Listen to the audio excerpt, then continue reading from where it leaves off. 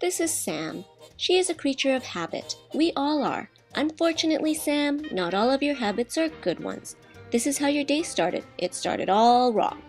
Your coworker Nicole is a creature of habit too. Good habits.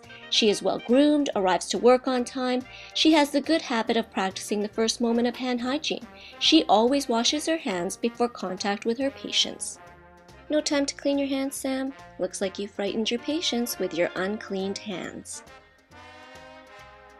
Nicole's patients are not frightened because she has cleaned her hands. She has time to share a kind word with her patient. Sam, please clean your hands before putting on gloves and before going into the patient's rooms. Yeah, I will. That's the first moment of hand hygiene, Sam. It's a good habit. Sam, emptying that catheter bag? You missed the first moment of hand hygiene. Clean your hands before putting on gloves. Blood and body fluids will contaminate your gloves and hands. Imagine if you could see germs. This is what contamination would look like. Now your costume jewelry is contaminated too. Sam, you should always wash your hands after contact with body fluids and taking off a pair of gloves. Look what you've done to Mr. Winter's spirometer. This is the result of your bad habit. Mr. Winter, who has the bad habit of wiping his nose, contaminates his mucous membranes. But you're not done, are you, Sam? You go over to fix Mr. Albert's oxygen tubing with your contaminated hands. You contaminate Mr. Albert's oxygen tubing and his face. Due to a lack of oxygen, Mr. Albert is confused and struggles. The struggle leads to more contamination. Your bad habit has now contaminated both of your patients. Before performing a procedure on her patient, Nicole cleans her hands. Good habits lead to a struggle-free room. Nicole cleans her hands between patients. It's a good habit. Nicole needs to take out Mrs. Stevens' IV. She knows that she should perform the first moment of hand hygiene.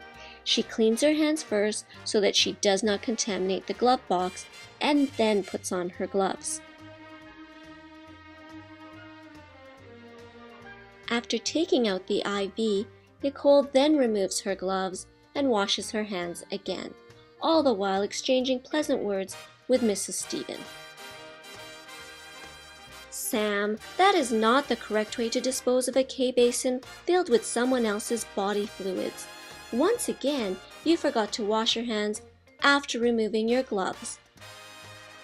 Nicole knows the correct way to dispose of a used K-basin. She takes it to the soiled utility room, removes her gloves, and washes her hands before leaving the room. Can't find what you're looking for, Sam? Maybe it's because your isolation cart is so messy.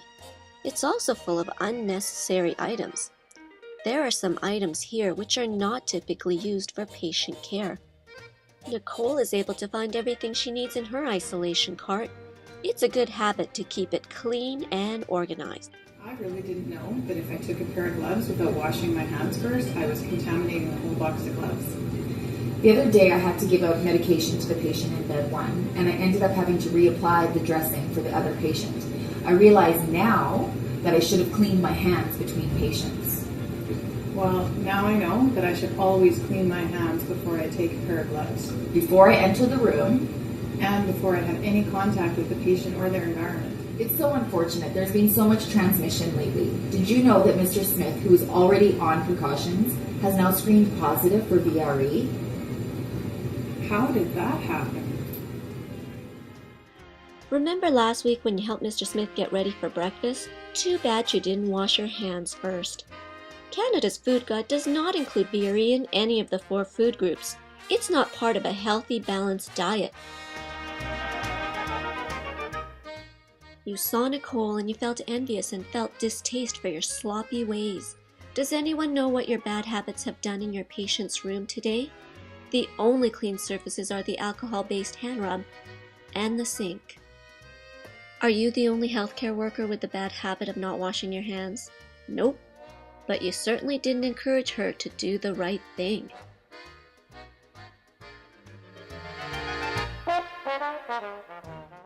Nicole has the good habit of reminding other healthcare workers to practice the first moment of hand hygiene too. Sam, you too can make these improvements. Now that you've had time to think about it, the memory of this day stands between you and your whole pattern of behavior. Where will you start?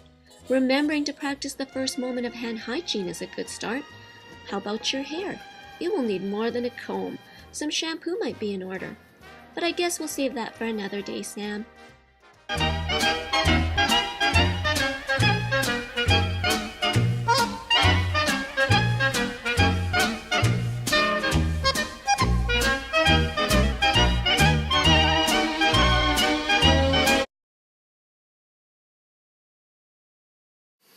Hello? Hello? Hello?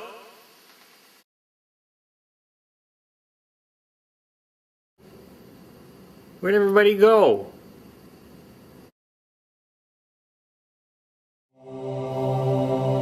Hey, a light.